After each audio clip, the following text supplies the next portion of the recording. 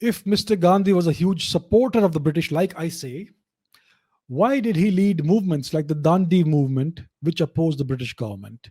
And why was he constantly put into jail by the British? Was this too a part of their plan? So tell me, in what way did this Dandi movement hurt the British Empire? How did it do it?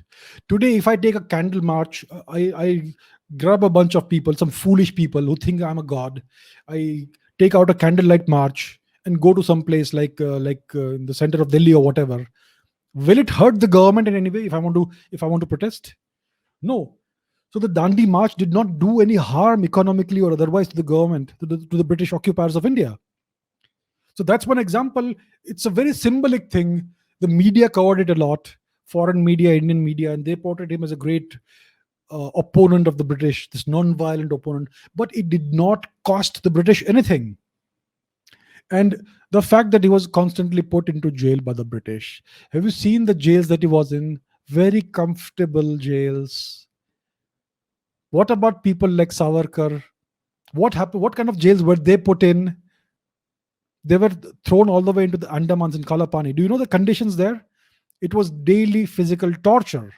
So many Indian kings who opposed the British, they were thrown into these jails. They died in these jails. We don't even know what happened to their body. Did Mr. Gandhi have to go through any of that?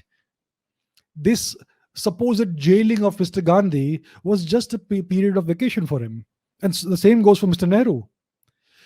These people were on with the British plan, with the British agenda, and therefore they were treated with kid gloves.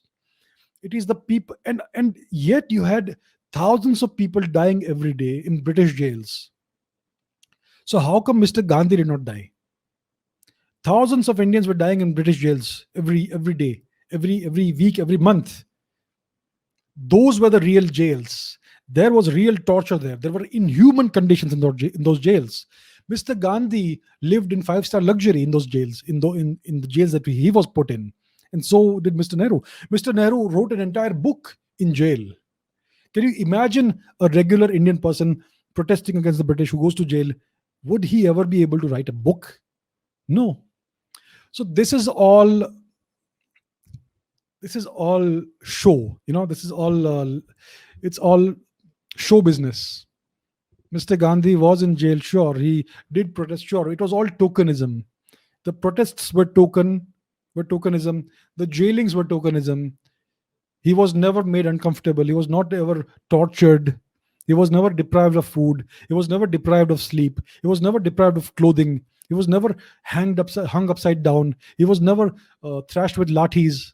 Come on. Come on.